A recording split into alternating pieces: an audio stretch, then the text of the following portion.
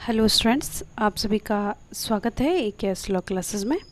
आज हम आपके लिए लेकर आए हैं लॉ ऑफ टॉर्ट्स के most important MCQ question part 5। इससे पहले हम पार्ट 1 से लेकर के पार्ट 4 तक अपलोड कर चुके हैं। उन्हें आप प्लेलिस्ट में जाकर ज़रूर देखें, और जिन्होंने अभी तक हमारे चैनल को सब्सक्राइब नहीं किया है तो सबसे पहले आप हमारे चैनल को सब्सक्राइब ज़रूर कर लें, जिससे आगे आने वाली वीडियो की नोटिफिकेशन आपके पास पहुँचती रहे। तो चलिए स्टार्ट करते हैं। Question number 103। पिछली वीडियो में हम टोटल 102 क्वेश्चनों को सॉल्व कर चुके हैं। अब स्टार्ट करते हैं क्वेश्चन नंबर 103 से। नॉब्स एक्टस इंटरवेनियस संबंधित है।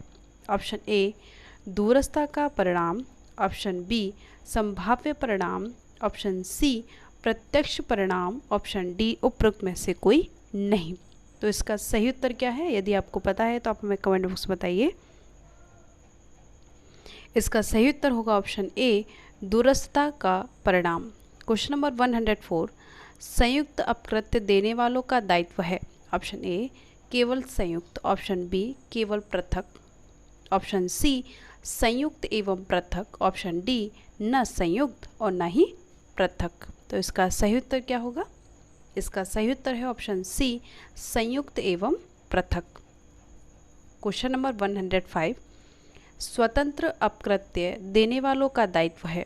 ऑप्शन ए केवल संयुक्त रूप से, ऑप्शन बी केवल पृथक, ऑप्शन सी संयुक्त व पृथक, ऑप्शन डी न संयुक्त और न पृथक। तो इसका सही उत्तर क्या होगा? इसका सही उत्तर है ऑप्शन बी केवल पृथक। Question number 106। जब दो या दो से अधिक व्यक्ति एक ही व्यक्ति के खिलाफ कोई अपकृत्य करते हैं तो वह है। ऑप्शन ए स्वतंत्र अपकृत्यकर्ता, ऑप्शन बी संयुक्त अपकृत्यकर्ता, ऑप्शन सी दोनों, ए और बी दोनों, ऑप्शन डी न तो एक और न ही बी। तो इसका सही उत्तर क्या होगा? इसका सही उत्तर है ऑप्शन बी संयुक्त अपकृत्यकर्ता। Question number 107। उपभोक्ता संरक्षण अधिनियम 1986 की कौन सी धारा अनुचित व्यापार प्रथाओं के बारे में बताती है? ऑप्शन ए धारा 3(1)(b) के अंतर्गत, ऑप्शन बी धारा 2(1)(r) के अंतर्गत, ऑप्शन सी धारा 2(1)(d) के अंतर्गत, ऑप्शन डी धारा 2(1)(c) के अंतर्गत। तो कौन सा सही ऑप्शन है? यानी कौन सी धारा अनुचित व्यापार प्रथाओं के बारे में बताती है? बताइए अगर यदि आपको पता है तो।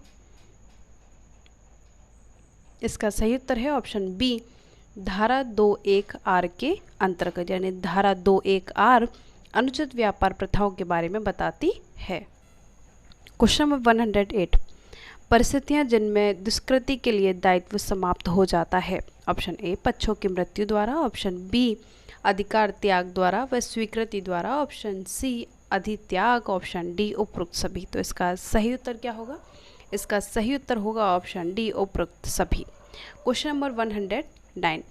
उपभोक्ता संरक्षण अधिनियम 1986 की किस धारा में नकली सामान और सेवाओं के रूप में परिभाषित किया गया है जो वास्तविक होने का दावा किया जाता है लेकिन वास्तव में ऐसा नहीं है? तो ऑप्शन ए दिया गया है धारा 2(1)(o) के अंतर्गत, ऑप्शन बी धारा 2(1)(a)(o) के अंतर्गत, ऑप्शन सी धारा 2(2)(p) के अंतर्गत, ऑप्शन डी धारा 2(1)(p)(o) के अंतर्गत। तो इसका सही उत्तर क्या होगा? इसका सही उत्तर है ऑप्शन बी धारा 2(1)(a)(o) के अंतर्गत। Question number 110। फॉरम के खिलाफ कोई भी अपील उच्च फॉरम में कितने दिनों के भीतर की जा सकती है? ऑप्शन ए 45 दिन, ऑप्शन बी 30 दिन, ऑप्शन सी 60 दिन, ऑप्शन डी 90 दिन। तो इसका सही उत्तर क्या होगा? इसका सही उत्तर है ऑप्शन बी 30 दिन। Question number 111। सामंड ने अपकृत्य को परिभाषित किया है। ऑप्शन ए अपकृत्य एक सिविल अपकार है जिसके लिए अनिर्धारित कार्रवाई है तथा जो केवल संविदा भंग, न्यास भंग अथवा अन्य किसी प्रकार का सामयिक दायित्व नहीं है। ऑप्शन बी दिया गया है अपकृत्य का दायित्व एक ऐसे कर्तव्य के उल्लंघन से उद्भूत होता है जिसे प्राथमिक रूप से विधि द्वारा सुनिश्चित किया जाता है और जो जन साधारण के प्रति होता है तथा तथा इस उल्लंघन का निवारण अनिर्धारित नुकसानी के लिए कार्रवाई से किया जाता है। Option number C. अपकृत्य का दायित्व किसी व्यक्ति के वैयक्तिक अधिकार का सामान्य रूप में उल्लंघन है, जिससे उसे क्षतिपूर्ति का वाद लाने का अधिकार मिलता है। ऑप्शन डी उपरोक्त में से कोई नहीं। तो इसका सही उत्तर क्या होगा बताइए। यानी सामान्य अपकृत्य को परिभाषित किया, वो डेफिनेशन हमने आपको दे दी। तो सामान्य की डेफिनेशन कौन सी है जिसमें उन्होंने अपकृत्य को डिफाइन किया है? बताइए इसका सही ऑप्शन कौन सा है। इसका सही उत्तर है ऑप्शन ए। अपकृत्य एक सिविल अपकार है जिसके लिए अनिर्धारित कार्रवाई है तथा जो केवल संविदा भंग, न्यास भंग अथवा अन्य किसी प्रकार का सामयिक दायित्व नहीं है। Question number 112। राज्य आयोग में सदस्य बनने वाले व्यक्ति की कम से कम आयु सीमा है। ऑप्शन ए 65 वर्ष, ऑप्शन बी 70 वर्ष, ऑप्शन सी 35 वर्ष, ऑप्शन डी 60 वर्ष। तो बताइए इसका सही उत्तर क्या होगा। इसका सही उत्तर होगा ऑप्शन सी 35 वर्ष। Question number 113। योगदायी उपेक्षा किस वाद से संबंधित है? Option A Davis versus Mann, option B Nicholas versus Mars, option C Higgert versus Syne, option D Ashby बनाम वाइट। तो इसका सही उत्तर क्या होगा? इसका सही उत्तर होगा ऑप्शन ए डेविस वर्सेस मान। Question number 114। निम्नलिखित में से कौन सा अपकृत्य विधि से संबंधित नहीं है? ऑप्शन ए असंहिताबद्ध विधि, ऑप्शन बी अप्राप्त विधि, ऑप्शन सी कपोत छिद्र विधि, ऑप्शन डी आपराधिक विधि। तो इसका सही उत्तर क्या होगा? इसका सही उत्तर होगा ऑप्शन डी आपराधिक विधि। Question number 115। उपभोक्ता संरक्षण अधिनियम 1986 की किस धारा के अंतर्गत जिला फोरम की अधिकारिता के संबंध में उपबंध दिए गए हैं? ऑप्शन ए धारा 10 के अंतर्गत, ऑप्शन बी धारा 11 के अंतर्गत, ऑप्शन सी धारा 12 के अंतर्गत, ऑप्शन डी धारा 13 के अंतर्गत। तो बताइए किस धारा के अंतर्गत जिला फोरम की अधिकारिता के संबंध में उपबंध दिए गए हैं? हमने आपको ऑप्शन बता दिए हैं।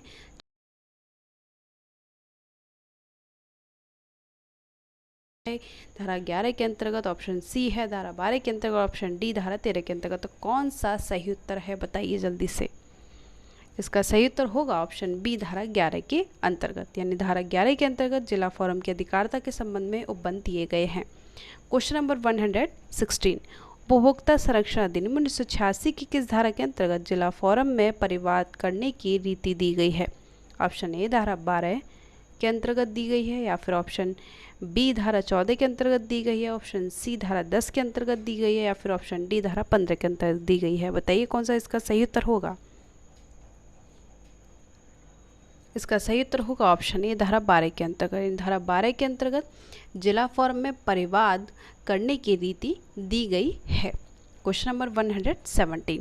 उपभोक्ता संरक्षण अधिनियम 1986 की कौन सी धारा समुचित प्रयोगशाला से संबंधित है?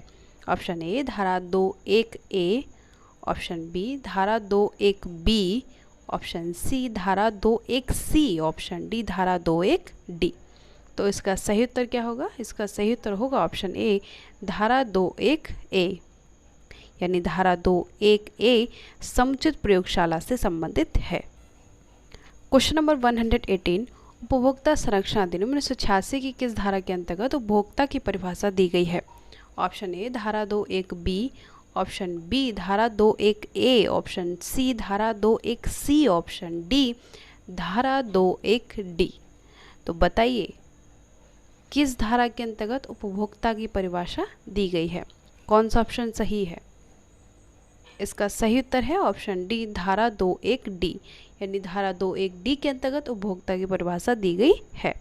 Question number 119। उपभोक्ता संरक्षण अधिनियम की किस धारा में परिवादी को परिभाषित किया गया है? ऑप्शन ए धारा 21A के अंतर्गत, ऑप्शन बी धारा 21C के अंतर्गत, ऑप्शन सी धारा 21B के अंतर्गत, ऑप्शन डी धारा 21D के अंतर्गत। तो कौन सा ऑप्शन सही होगा बताइए। परिवादी को डिफाइन किया गया है किस धारा के अंतर्गत? इसका सही उत्तर होगा ऑप्शन सी धारा 21B के अंतर्गत। Question number 120। डिवेंचर धारक उपभोक्ता है, यह निम्नलिखित किस वाद में अभिनिर्धारित किया गया? Option A Usha rectifier corporation private limited versus Anmol Malhotra. Option B Manjeet Singh versus Dharampal Gupta. Option C G K Puri engineers versus Mohan breweries limited. Option D उपरोक्त में से कोई नहीं। तो इसका सही उत्तर क्या होगा? इसका सही उत्तर होगा option A Usha rectifier corporation private limited versus Anmol Malhotra. Question number 121, उपभोक्ता संरक्षण अधिनियम 1986 की किस धारा के अंतर्गत विनिर्माता की परिभाषा दी गई है, यानी मैन्युफैक्चरर? ऑप्शन ए दिया गया है धारा 2(1)G के अंतर्गत। ऑप्शन बी धारा 2(1)J के अंतर्गत। ऑप्शन सी धारा 2(1)D के अंतर्गत। ऑप्शन डी धारा 2(1)H के अंतर्गत। तो कौन सा ऑप्शन सही है? इसका सही उत्तर होगा ऑप्शन बी धारा 2(1)J के अंतर्गत। क्वेश्चन नंबर 122, जिला फोरम में सदस्य बनने वाले व्यक्ति की कम से कम आयु सीमा है कितनी? ऑप्शन ए 30 वर्ष। ऑप्शन बी 50 वर्ष। ऑप्शन सी 35 वर्ष। ऑप्शन डी 60 वर्ष। तो इसका सही उत्तर क्या होगा? इसका सही उत्तर है ऑप्शन सी 35 वर्ष। तो इस तरीके से हमने लॉ ऑफ टॉर्ट्स के टोटल 122 क्वेश्चनों को सॉल्व कर लिया है। आगे भी हम आपके लिए वीडियो लाते रहेंगे। उम्मीद है आपको ये वीडियो ज़रूर पसंद आ रही होंगी। आप हमारे चैनल को ज़्यादा से ज़्यादा लाइक करें, शेयर करें, सब्सक्राइब करें और अपने दोस्तों को भी ज़रूर शेयर करें जिससे वो भी इसका लाभ उठा सकें। Okay, thank you so much.